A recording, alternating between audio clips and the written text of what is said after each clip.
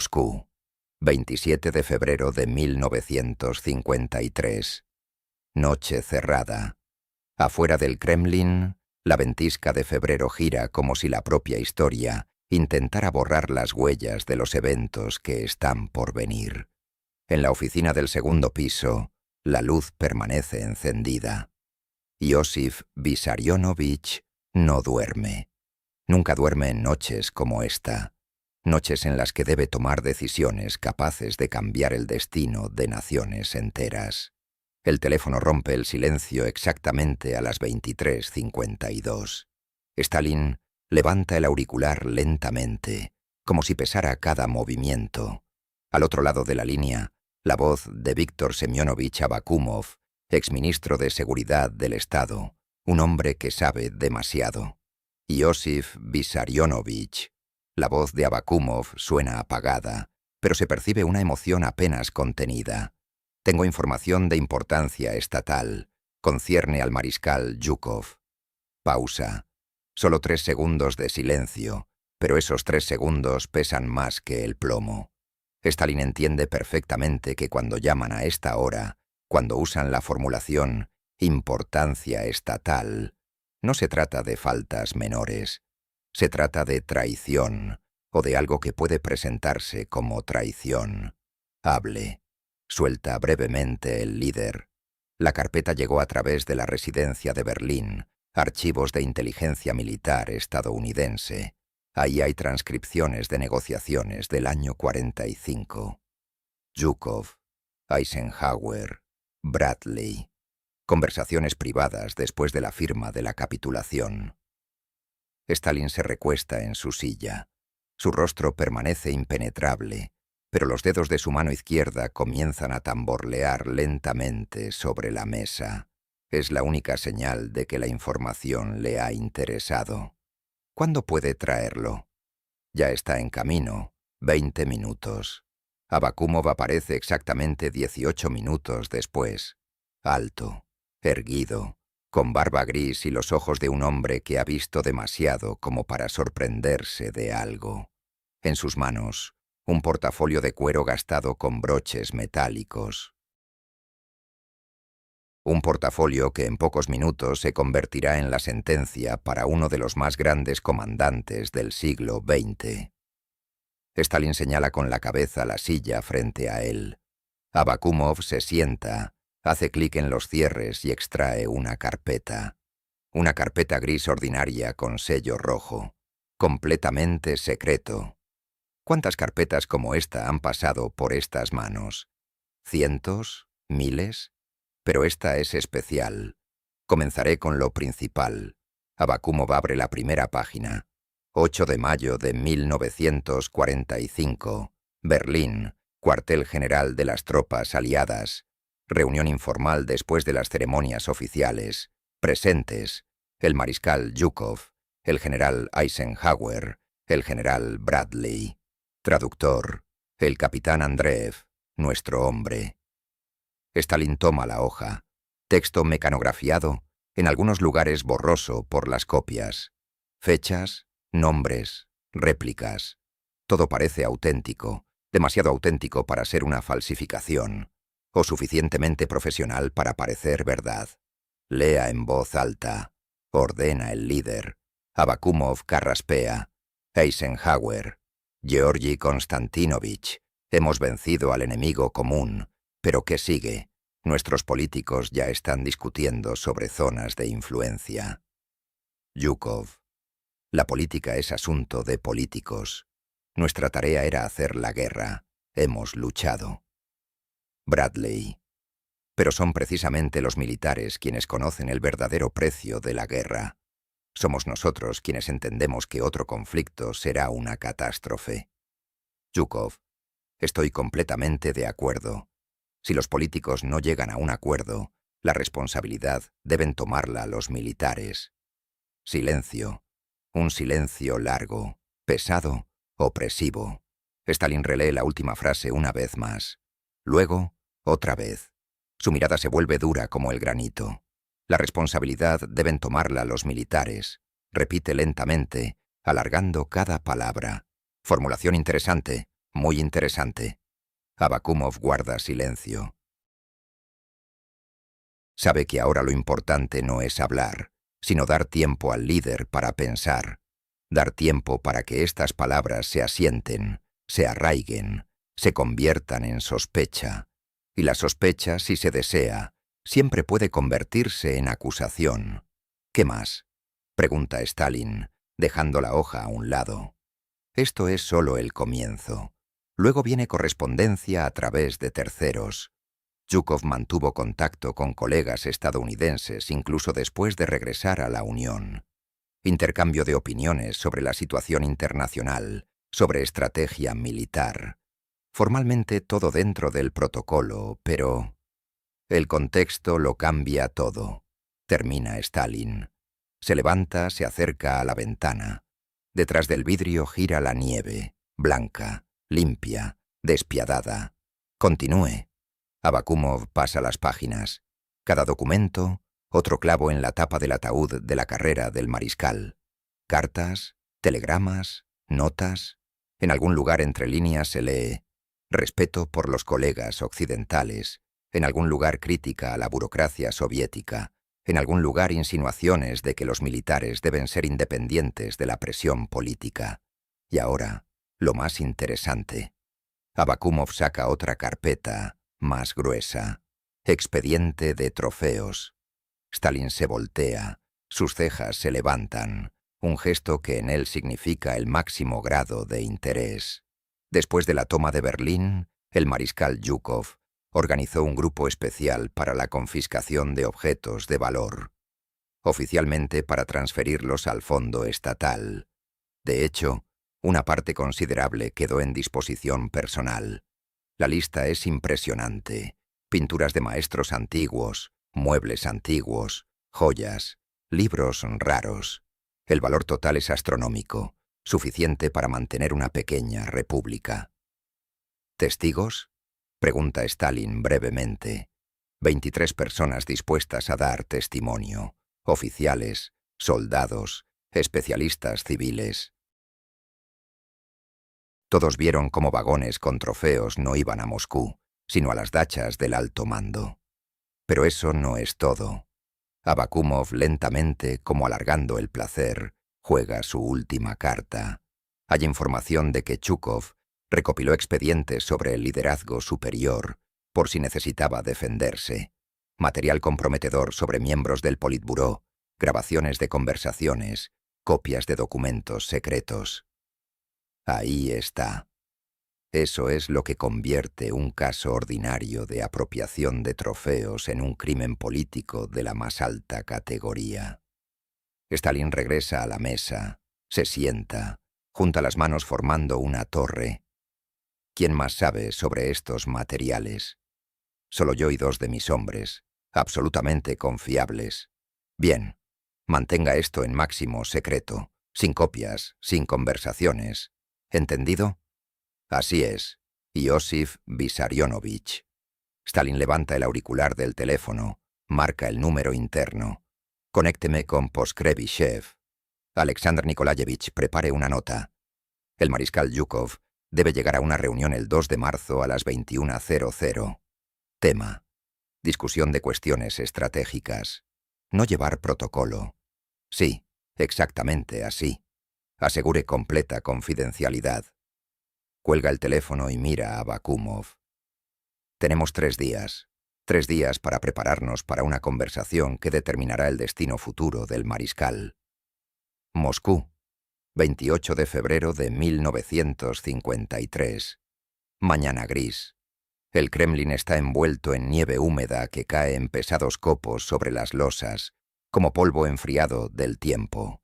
En el aire flota una viscosa sensación de que algo grande está llegando a su fin, pero nadie se atreve a pronunciarlo.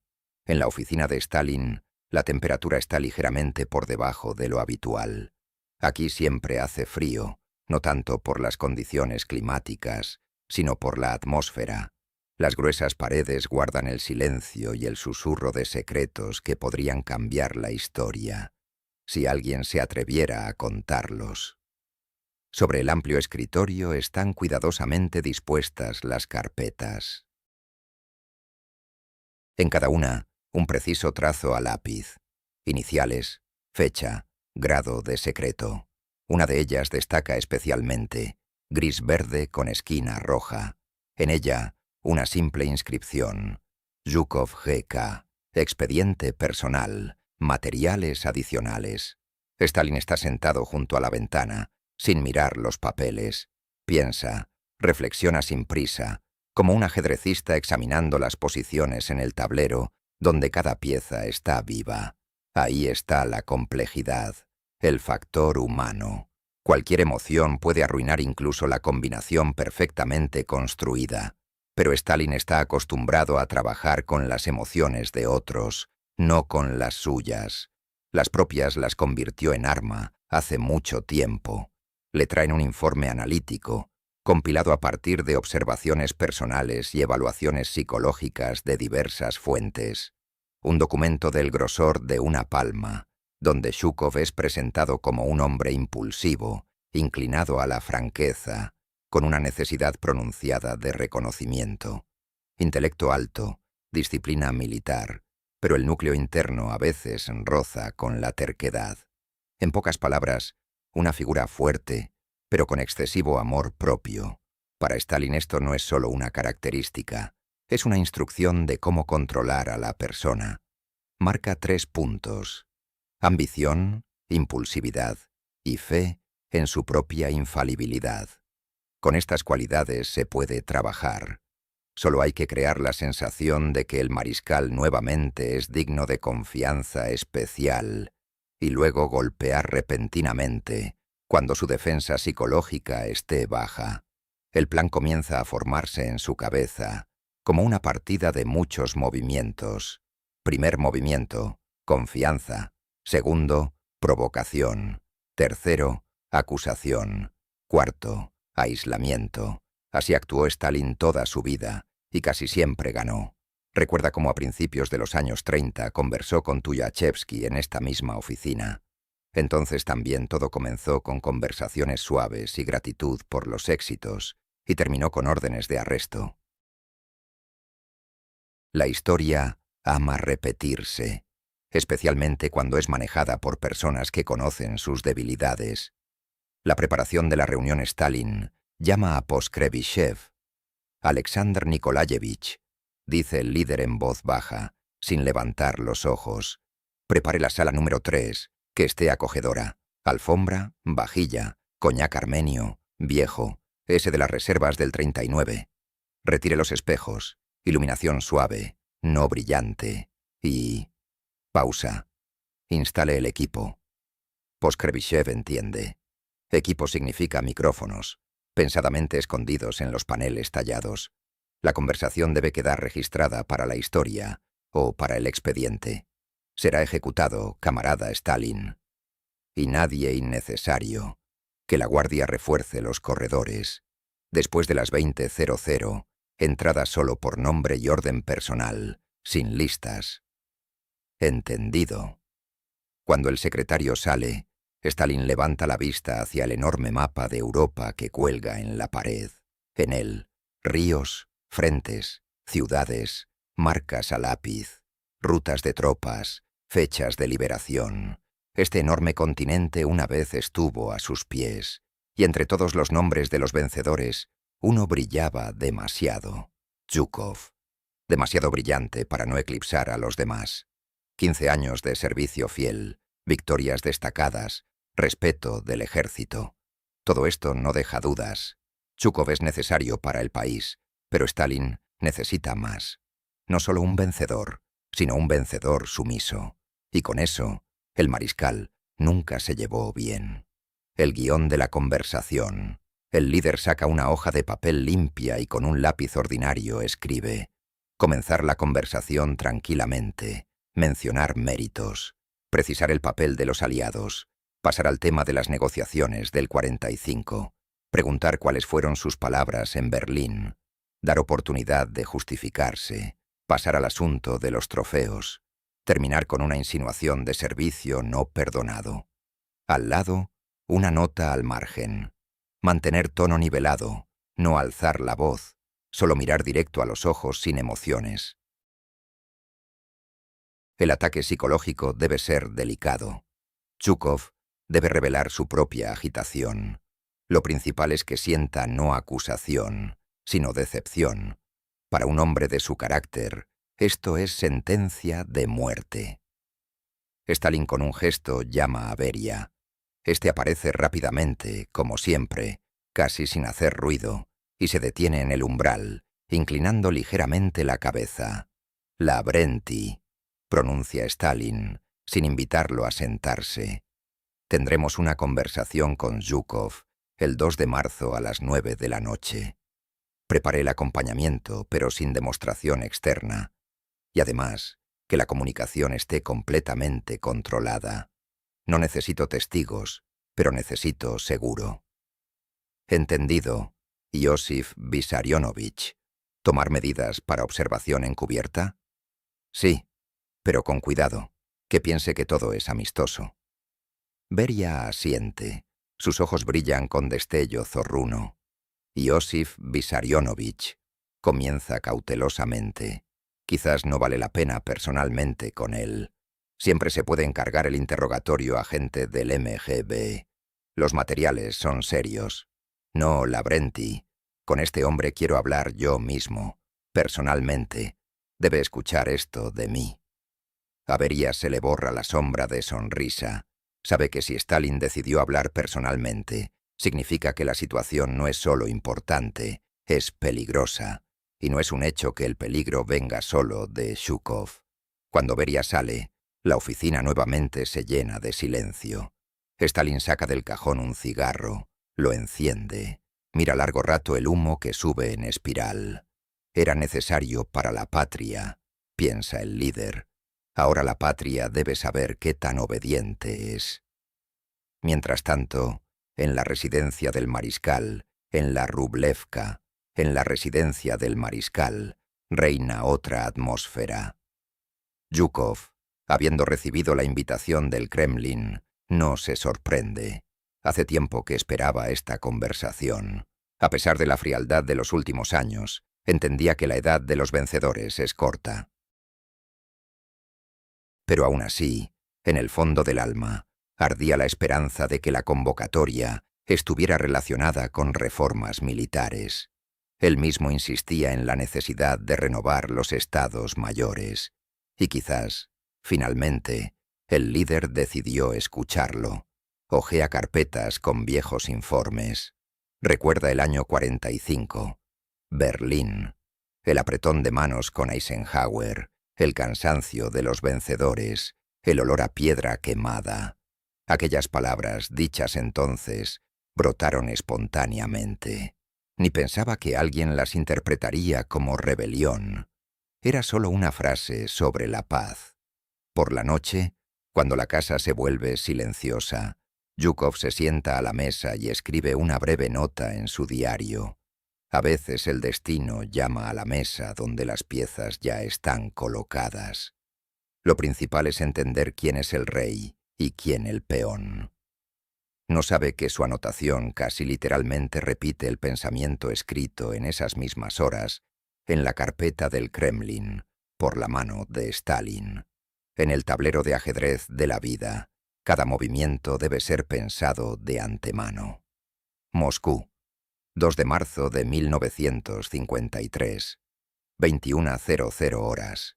El silencio metálico de la oficina corta el oído. Parece que el tiempo no es aliado, sino observador.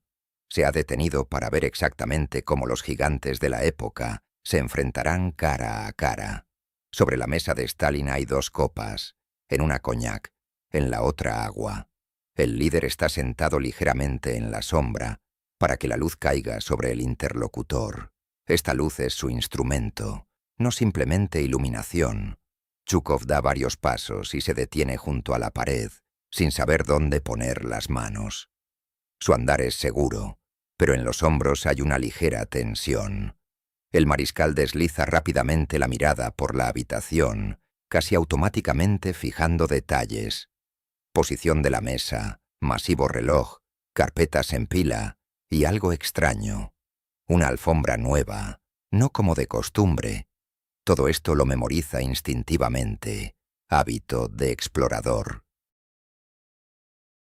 Stalin lo mira varios segundos sin decir palabra. Luego levanta lentamente la vista. Georgi Konstantinovich, siéntese. Tenemos una conversación corta, pero... Pausa. Seria, no oficial. El mariscal se sienta, no toma el coñac. Entiende que si el líder ofrece beber, significa que la conversación será pesada. Mejor mantener la cabeza fría.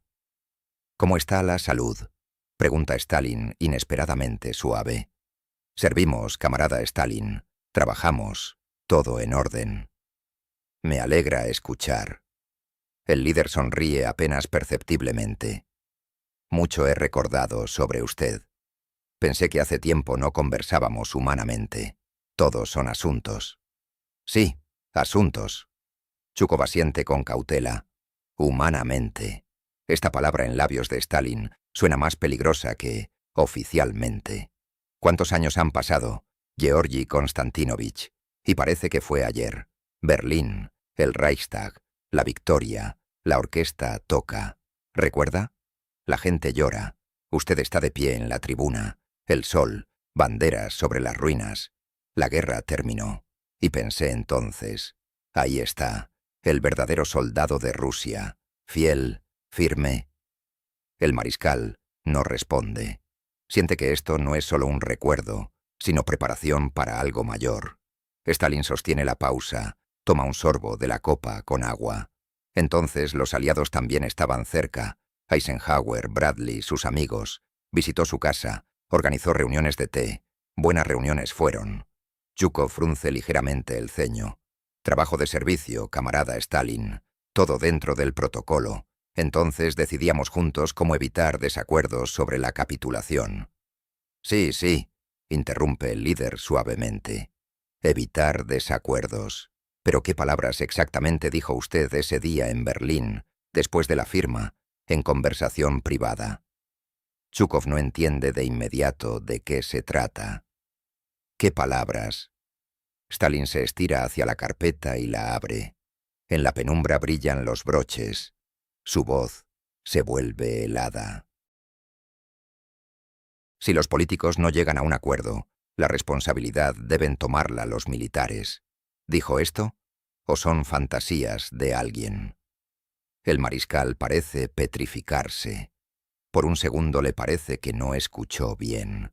Recuerda esa noche, esa conversación, corta, informal, casi entre personas que sobrevivieron al infierno. Sí, dije, pronuncia con calma, pero en otro sentido. Discutíamos la necesidad de la paz, de no permitir una nueva carnicería. El sentido era que los militares deben contener la política, no empujarla hacia conflictos. ¿Contener?, repite el líder, mirándolo fijamente a los ojos. No sustituir. Zhukov calla. Ve cómo Stalin pasa las hojas, como casualmente, pero sabe que detrás de cada movimiento hay lógica.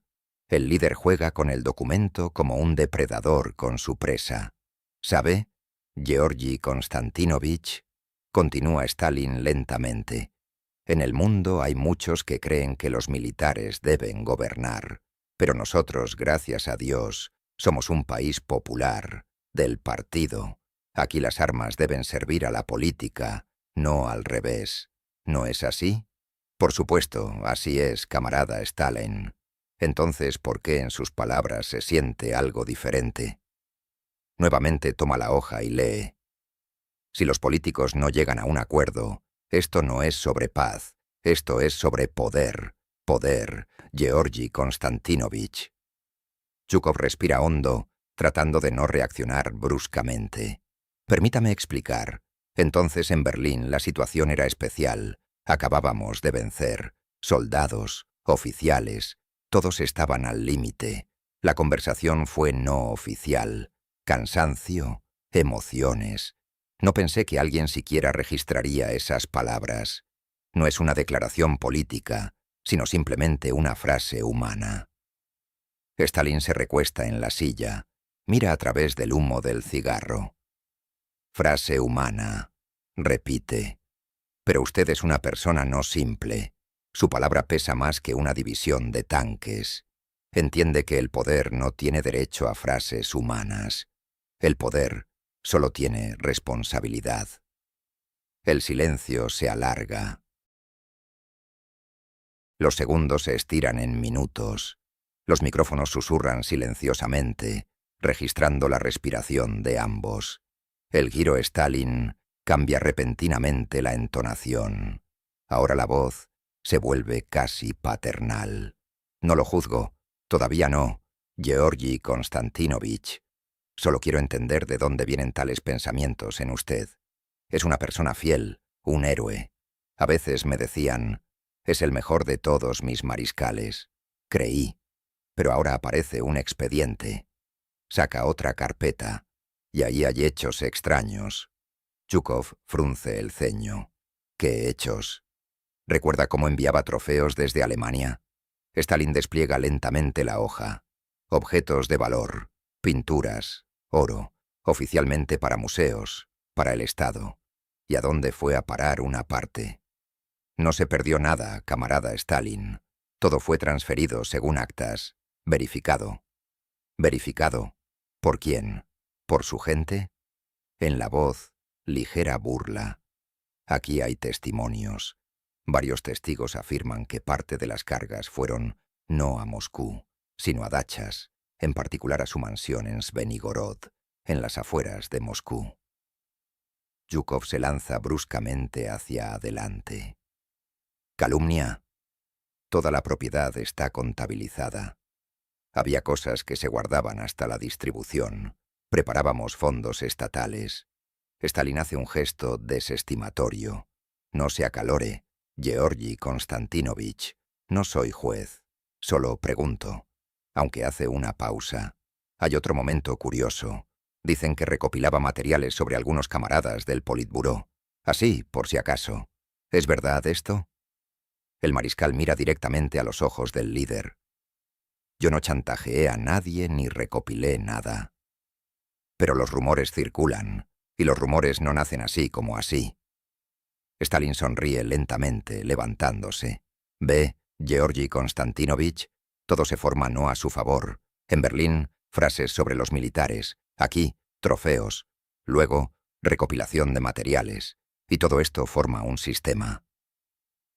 Da varios pasos por la habitación, como un juez por la sala del tribunal. ¿Y sabe qué es lo más peligroso, camarada mariscal? Que empezó a creer en su propia infalibilidad. Y en el ejército, un infalible ya no es soldado. Es un potencial dictador. Zhukov siente que el aire en la oficina se espesa, todo se comprime. Paredes, luz, incluso la respiración. Camarada Stalin, pronuncia lentamente, nunca me puse por encima del partido. Serví la causa no por gloria, sino por el país. Millones de personas dieron sus vidas, y yo respondía ante ellos. Si en algo me equivoqué, estoy listo para responder, pero no permitiré que nadie dude de mi lealtad. Su voz resuena. Esto no es justificación, es un desafío. La culminación Stalin se vuelve lentamente. En los ojos, interés frío, como de un médico observando una reacción rara. Posición interesante, pero ahora habla no como subordinado, sino como igual. ¿No es así? Hablo como soldado, responde Zhukov firmemente. Un soldado que hizo todo lo que se le exigía. Stalin da un paso más cerca. ¿Y si digo que hizo más de lo requerido? ¿Que cruza la línea de lo permitido? ¿Que empieza a reunir alrededor suyo oficiales para quienes no es simplemente jefe, sino bandera? Zhukov calla, y este silencio de repente suena más fuerte que cualquier palabra. El líder se sienta, abre la última página del expediente. Ahí hay una lista de apellidos, oficiales, comandantes, secretarios de distritos militares, todo con nota. Personalmente leales. Coloca la hoja sobre la mesa. Esto es la acusación principal. Georgi Konstantinovich creó su círculo, un ejército dentro del ejército. La gente le jura lealtad no a la patria, sino a usted personalmente. Esto es peligroso, muy peligroso. No, responde Yukov firmemente. Esta gente simplemente sirve honestamente. La lealtad no se mide por el miedo. Nunca permití juramentos. Solo deber. Deber, pronuncia Stalin. ¿Y quién determina ese deber? El partido, yo, el Estado, no usted. Se levanta nuevamente. Ahora entre ellos solo está la mesa. Zhukov también se levanta. Sus miradas chocan. Un comandante acostumbrado a vencer. Otro, político acostumbrado a someter. El aire vibra de tensión. Se oye cómo en la habitación contigua el mecanismo del magnetófono hace clic. Entonces considera Georgi Konstantinovich, pronuncia Stalin lentamente, que puede decidir el destino del país si es necesario, sin política, sin el partido. Zhukov cierra los ojos por un instante. Entiende que ahora cada palabra es una granada, pero no hay camino de regreso. Considero, dice en voz baja pero firme, que si la patria está en peligro, un oficial no debe esperar órdenes. Si los políticos no son capaces de llegar a un acuerdo, los militares están obligados a prevenir la muerte del pueblo. Stalin calla. La frase golpea el silencio como un disparo, y luego el líder pronuncia con voz helada: «Significa que mis temores no son en vano». El mariscal da un paso adelante. Si considera que soy culpable, su voz tiembla, pero no hay miedo. Estoy listo para aceptar cualquier castigo, incluso la medida máxima. Solo no llame traidor al hombre que dedicó su vida a Rusia. Pronuncia estas palabras mirando directamente a los ojos de Stalin. Con esta mirada, en esencia, se tacha a sí mismo. Stalin aparta la vista, toma la copa, bebe lentamente un sorbo. La medida máxima, dice, repite en voz baja. No se apresure, todavía pensaremos. Un segundo, otro. Luego el líder añade casi en susurro: «Está libre, Georgi Konstantinovich. Por ahora libre. Por hoy la conversación ha terminado». El mariscal lentamente se quita la gorra, se despide con una inclinación y sale. La puerta detrás de él se cierra silenciosamente, como tapa de sarcófago. Moscú, 3 de marzo de 1953. Madrugada. El reloj en la residencia del mariscal Yukov marca las 1:45. En la casa está oscuro, pero él no duerme. Después de la reunión en el Kremlin, es imposible dormir. Las palabras de Stalin, su mirada helada y la frase «por ahora libre» suenan en la cabeza mucho más fuerte que el silencio nocturno. La habitación está iluminada solo por la tenue lámpara del escritorio. Sobre la mesa, un cuaderno abierto donde la caligrafía extensa del mariscal llena varias páginas. La última anotación es descuidada, como si la mano temblara. Hablan tranquilamente, pero miran como a través de ti. Todo está decidido de antemano, pero entonces, ¿para qué esta conversación? En el marco de la puerta aparece el asistente. «Camarada mariscal del Estado Mayor, telegrama». «Urgente». Zhukov toma la hoja. Los ojos recorren las líneas. La frase es extraña, incompleta, como si alguien escribiera bajo presión. «Recomiendo no tomar decisiones apresuradas. Información importante, confidencial». Firmado: Smirnov, viejo conocido, oficial de comunicaciones que sirvió bajo Beria. El mariscal deja el telegrama a un lado. En el pecho se eleva la alarma. Demasiadas cosas coinciden. Se sienta de nuevo y mira largo rato el mapa de Europa, ese mismo que desde la guerra cuelga en su casa. Líneas rojas de frentes, flechas a lápiz hacia Berlín. Allí, detrás de esas flechas, una vez se decidía el destino del mundo. Y ahora el destino se decide en una pequeña habitación bajo luz gris, en la que un oficial, recientemente heroizado por todo el país, de repente se da cuenta de que nuevamente está en peligro. Solo que ahora el enemigo no está en el oeste. El encuentro secreto 3 de marzo, por la tarde. En uno de los edificios del Estado Mayor, en una oficina lateral, Zhukov se encuentra con Smirnov. El oficial está pálido, nervioso. Cierra la puerta, verifica que nadie esté cerca. Georgi Konstantinovich, dice en voz baja. No fue en vano que envié el telegrama. Hay una conversación que debe escuchar. Enciende un pequeño magnetófono, portátil, de producción alemana. En la cinta una voz masculina, baja, con claro acento caucásico. Primero hay que quitar al viejo, luego todo irá más rápido. Levantaremos ruido, como si fuera por enfermedad. Todo debe verse natural. Zhukov reconoce la voz instantáneamente. Lavrenti Beria. La frase saca el aire de los pulmones. ¿De dónde es la grabación?, pregunta el mariscal.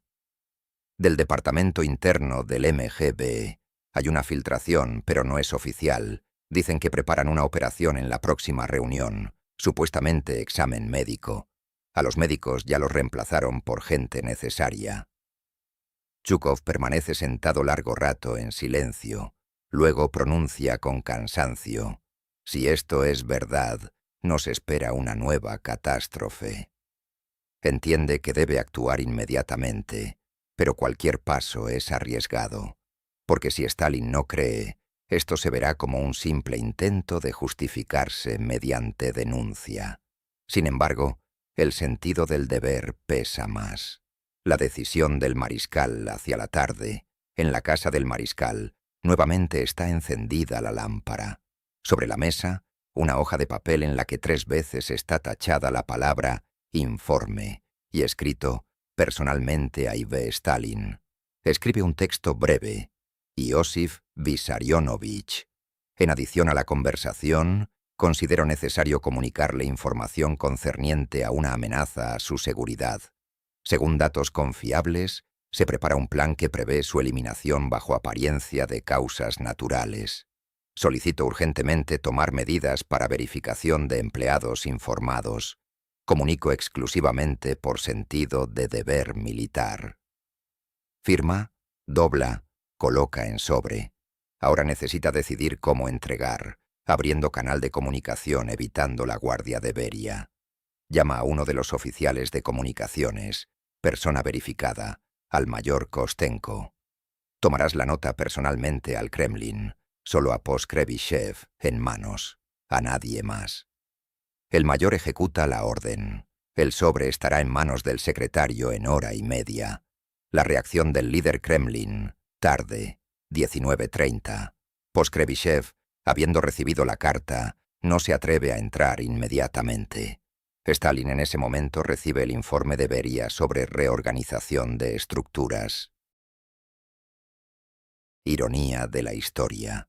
En una misma mesa están sentados quien prepara posible golpe y quien todavía no sabe que el objetivo ya fue advertido.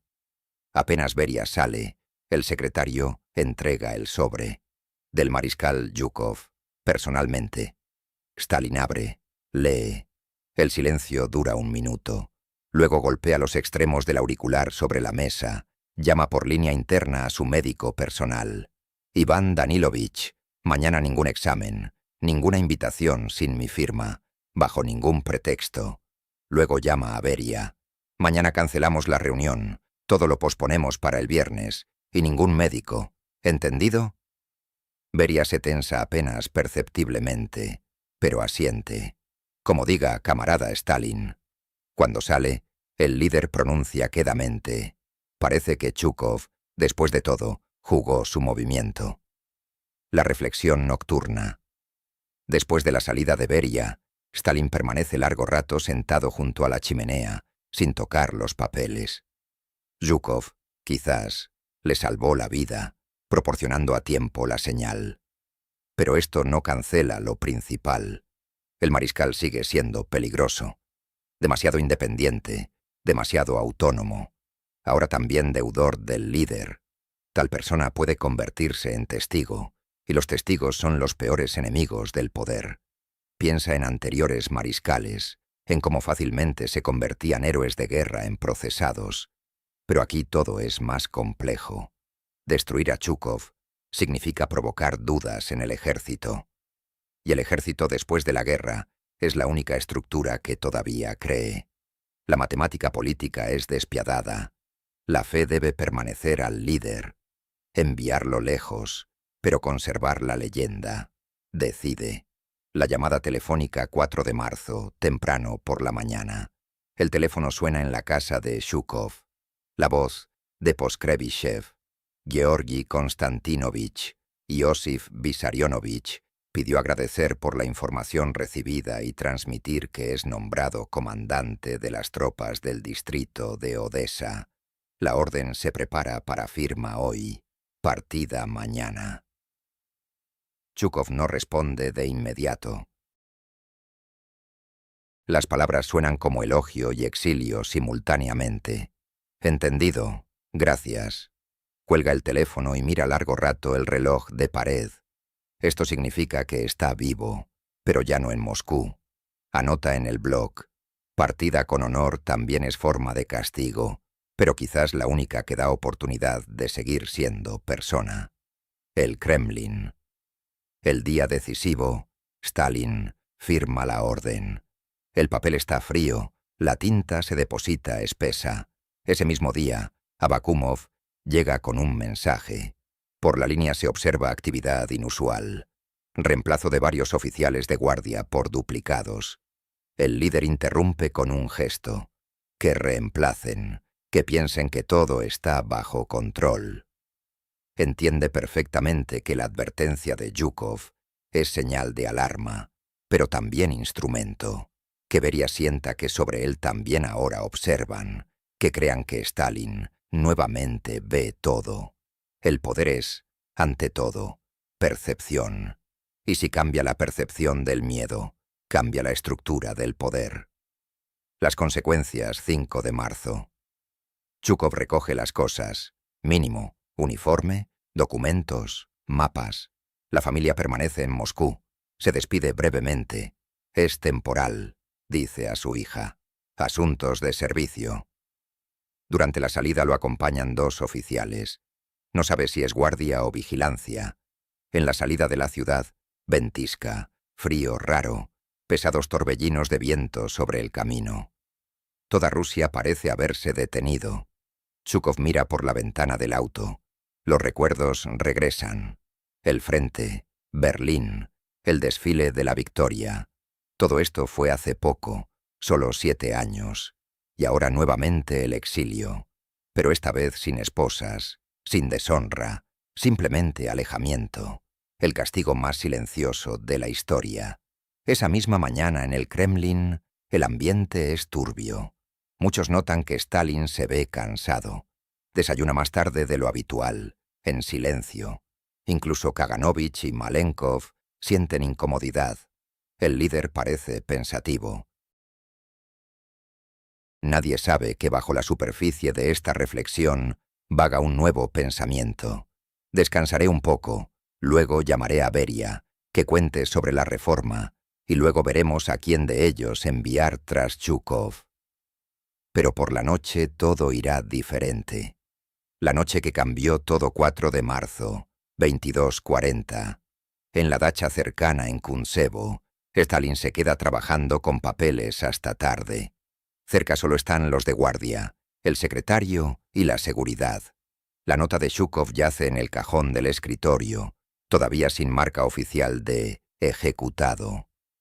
El líder lee el resumen, luego se levanta para servirse agua y en ese momento se tambalea. Las fuerzas acumuladas durante décadas se agotan. El destino decide por todos. El ataque en un instante tacha todas las combinaciones, todos los planes. La ayuda no llega a tiempo. La guardia espera instrucciones y nadie viola el régimen sin orden. A la mañana siguiente, el telegrama sobre el viaje de Zhukov llega ya al pasado. El líder está inconsciente. El país se prepara para un nuevo giro. El mariscal ya está en el tren hacia el sur, sin saber que en el Kremlin la historia acaba de dar un vuelco que nadie esperaba. La gran partida quedó sin terminar, y el movimiento final lo hizo no un jugador, sino el tiempo mismo. Moscú, 5 de marzo de 1953. Madrugada. La mañana no comienza con las habituales reuniones, ni con informes y llamadas telefónicas, sino con un silencio alarmante. Sobre la ciudad, donde incluso la nieve cae como más lenta de lo habitual, se siente algo imperceptible. Presentimiento de cambios. Oficialmente todo está tranquilo. Stalin descansa en la dacha cercana en Kuntsevo. Beria dirige una reunión en el edificio y los miembros del Presidium, Malenkov, Khrushchev, Bulganin, se preparan para la próxima sesión. Solo la residencia del mariscal Zhukov está llena de expectativa. Se prepara para el viaje. La orden está firmada: comandar las tropas del distrito militar de Odessa. Formulación breve, sin explicaciones, ni agradecimiento ni reproche. Una frase tras la cual se esconde simultáneamente exilio y salvación. El mariscal recoge los documentos personalmente, sin asistentes. La mochila es modesta, uniforme, portamapas con mapas de frentes y libreta de notas, esa misma donde yace la hoja con copia de la carta a Stalin. Le toca partir sin saber que esta hoja ya se convirtió en parte del drama político que se desarrolla sin su participación. El último día antes de la partida, el día se arrastra infinitamente. Zhukov evita conversaciones telefónicas, quizás por precaución, quizás simplemente por cansancio. Le parece que en el aire flota alguna carga eléctrica, como si una tormenta se reuniera donde el cielo todavía está claro. Hacia el mediodía firma el informe al ayudante. Transfiero asuntos, listo para salida mañana, 5 de marzo. Después sale al patio. El frío cruje bajo las botas. Del aliento sale vapor. El viento trae desde el Kremlin un lejano tañido de campanas, extrañamente sordo, como a través de filtro de algodón. Zhukov permanece inmóvil y de repente recuerda París del año 45. Las calles donde bailaban los soldados vencedores. Qué simple era todo entonces. Banderas, orquestas, esperanza. Y ahora la esperanza se convirtió en precaución, y las orquestas en susurros de reuniones de pasillo. Por la tarde aparece en la casa un comunicador del Kremlin. Camarada mariscal, transmiten agradecimiento en nombre de Iosif Vissarionovich. Se familiarizó con su información. ¿Personalmente? Sí, camarada mariscal. Zhukov calla largo rato, luego asiente. ¿Dijo algo? Solo dijo que trabaje con honor. Frase tranquila, pero sensación extraña. Demasiado nivelado todo pronunciado, demasiado cortés. El mariscal anota en el diario: agradecimiento sin confianza, como protocolo antes de sentencia. Mientras tanto, en Kuntsevo. En ese mismo tiempo, el líder realmente revisa papeles. Durante varias horas se mueve de la mesa al diván, del diván al mapa. Se nota el cansancio. Las manos tiemblan, los ojos lagrimean por el humo del tabaco. El médico de guardia en la habitación interna nota ligera fiebre, pero no se atreve a recordar sobre el descanso. Después de la reunión con Zhukov, Stalin está irritable, aunque externamente tranquilo. Sobre la mesa yace esa misma carpeta con inscripción Zhukov GK, ahora ya dejada a un lado, al lado otra, Beria LP, entre ellas 2 hojas de papel, colocadas en cruz, como símbolo de equilibrio. Quien observara esta imagen desde fuera podría pensar que Stalin no pesa documentos, sino escalas de destinos. Y posiblemente en este preciso momento, el karma del siglo se preparaba para volcarse. Hacia las 21:00, los secretarios se retiran. El líder permanece solo. Sirve un poco de vino georgiano, enciende la pipa y de repente, casi en broma, pronuncia al vacío: veremos quién ahora le dura más la vida a quién. Palabras dirigidas como al destino, se funden con el humo. En unos minutos, la luz en la habitación se apaga. La mañana del 5 de marzo. Al amanecer por Moscú pasa un rumor breve. Stalin no sale al teléfono. Al principio nadie le da importancia. A menudo organizaba silencio por un día o dos. Pero hacia las 9:00, Poskrevishev comienza a preocuparse. El secretario llama a la dacha. Respuesta lacónica. El camarada Stalin descansa. La puerta está cerrada desde dentro. Hacia la 1 de la tarde, la tensión crece. En el edificio del Consejo de Ministros se reúne un pequeño círculo de confianza. Beria, Malenkov, Bulganin y Khrushchev se sientan a una mesa. Nadie todavía sabe cómo exactamente proceder. Beria juega el papel de tranquilo, pero sus ojos corren. No se puede organizar pánico, dice niveladamente. Quizás simplemente cansancio. Esperemos el informe oficial de la Guardia. Khrushchev fuma nerviosamente. Si algo le pasa, esto hay que saberlo ahora. No tenemos derecho a demora. Malenkov aparta la mirada. Propongo no apresurarse. Beria tiene razón. Hay que actuar con cuidado. Pasan otras 3 horas. Solo hacia la tarde deciden enviar a la dacha al médico personal y a la guardia. Cuando abren la puerta, todo se vuelve claro. La noticia oficial. La formulación más tarde sonará seca. En IV de Stalin se descubrió alteración aguda de circulación cerebral. Pero los testigos, esos mismos a quienes dejaron entrar a la casa, luego susurrarán sobre extraña demora entre el ataque y la llamada de ayuda médica. A nadie se atrevían a informar, temían violar el orden. Este silencio duró horas. El poder construido sobre el miedo resultó rehén de su propio miedo.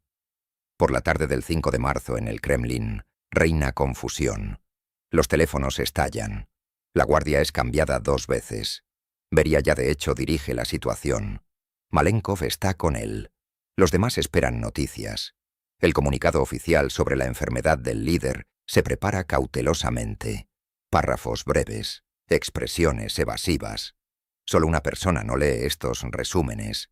El mariscal Zhukov ya está en camino. El camino. El tren va en dirección sur. A través de las ventanas parpadean estaciones. Serpukhov, Tula, Oriol. Nieve gris, comprimida como periódicos viejos. En el compartimento solo el mariscal y el secretario. Al lado, una maleta en la que cuidadosamente yacen colecciones de mapas de frente y esa misma carpeta con la carta. Zhukov hojea las páginas y de repente nota que su propia caligrafía parece ajena, como si escribiera otra persona, cansada pero todavía creyente en posibilidad de conversación. Poco después, en el compartimento entra corriendo el comunicador. En el rostro, desconcierto. Camarada mariscal, resumen. Extiende el periódico. En primera plana, titular grueso.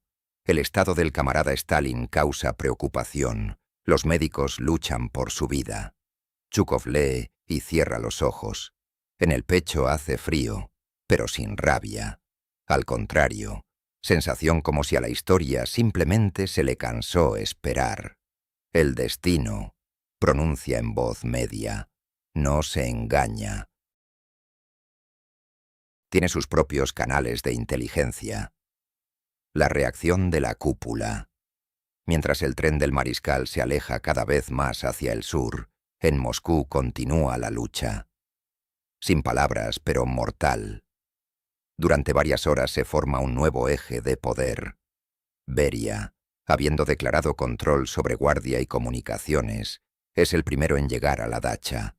Inspecciona el dormitorio donde sobre la mesita todavía yace un vaso con agua y el periódico de la mañana de ayer.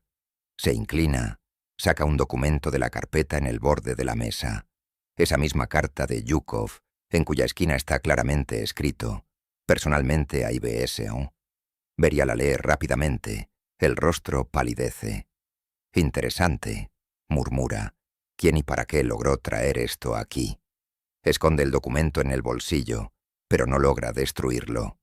Poskrevishev ya hizo copia en la secretaría.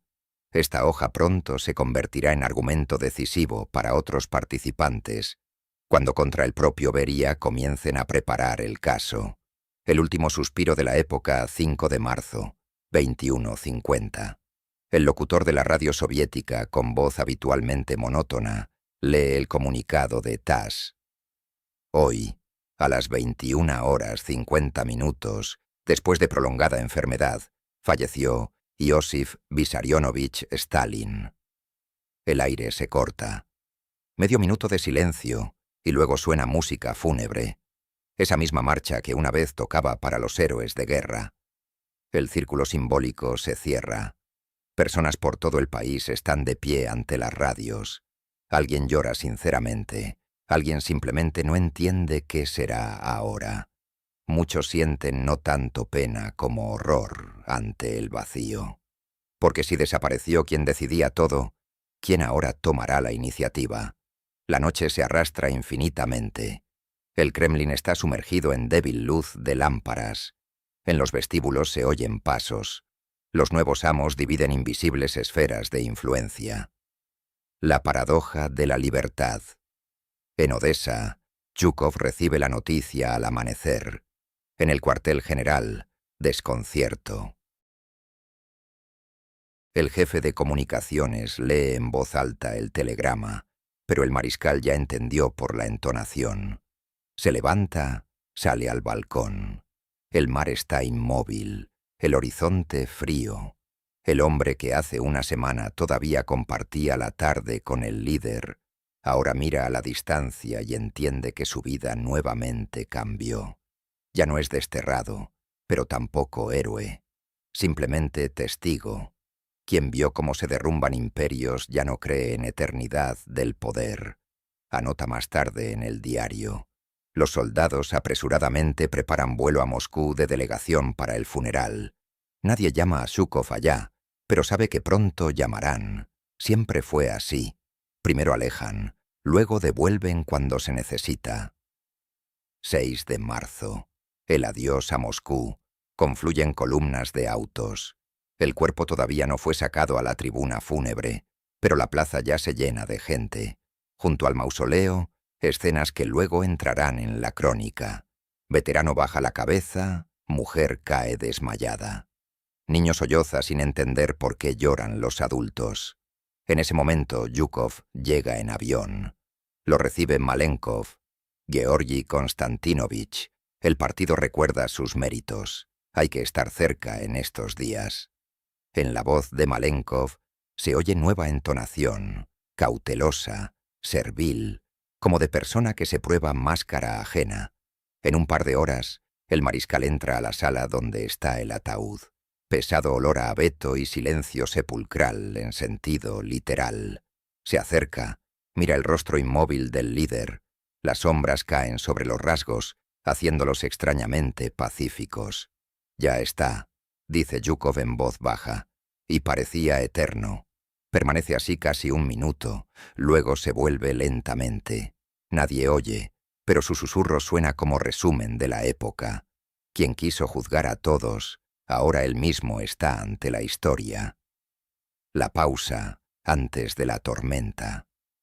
Después del funeral comienza proceso invisible de redistribución del poder. Beria activamente toma el mando de los órganos de seguridad. Malenkov recibe formalmente el puesto más alto. Khrushchev trabaja como coordinador entre estructuras, pero ya en secreto reúne aliados. En pasillos gradualmente emerge también el nombre de Zhukov. Su carta, encontrada junto a Stalin, se convierte en prueba de que el mariscal advirtió sobre conspiración. Ahora esto es usado contra Beria. Quiso eliminar al líder. Documento, confirmación. Cuando en varios meses comiencen arrestos de los de Beria, esta hoja jugará papel de acta acusatoria. Mientras tanto, el propio Zhukov se mantiene apartado. No hace declaraciones, no participa en discusiones. En una de las cartas a la esposa escribe: «La historia misma eligió el momento. A mí solo me queda observar». La ironía de la historia, 6 de marzo, en la despedida en la sala de columnas, Zhukov está en primera fila. Su rostro es pétreo, como corresponde a un soldado, pero adentro hay contradicción. El hombre al que salvó la orden inminente de partida, hoy despide a quien con esa orden intentó quitarlo del juego. Y en esto está toda la ironía de los destinos del siglo XX. A veces la salvación llega en forma de castigo. Recuerda las últimas palabras del líder en aquella reunión. Por ahora, libre. Entonces sonó como amenaza, ahora como profecía. Detrás del ataúd pasan camaradas, ministros, mariscales, escritores, y él silenciosamente coloca la palma en saludo de despedida, no como subordinado, sino como testigo de la época que terminó. Epílogo. Años después, historiadores discutirán quién es culpable de la muerte de Stalin, azar, enfermedad o el entorno. Habrá versiones sobre conspiraciones, sobre ayuda inoportuna, sobre misteriosos documentos. Pero en las notas de borrador de Zhukov, hechas ya en el año 64, aparecerá una frase breve. Vi cómo se derrumba el poder erigido sobre el miedo. No muere en un instante, simplemente deja de sonar la voz que temían. No añadirá nada más, ni acusaciones ni justificaciones, porque entiende. Todo comenzó con una llamada de Abakumov y terminó con el silencio de Stalin. Y todo en medio solo fue partida de figuras negras y blancas en un mismo tablero. Georgi Konstantinovich vivirá muchos años más, pero en esos días de marzo entenderá definitivamente la ley principal de la historia. El poder nunca desaparece, simplemente cambia de dueño. La gran partida quedó sin terminar, el tablero vacío, y sobre Moscú, como entonces en febrero, nuevamente gira la nieve, borrando huellas de acontecimientos que cambiaron el curso del siglo.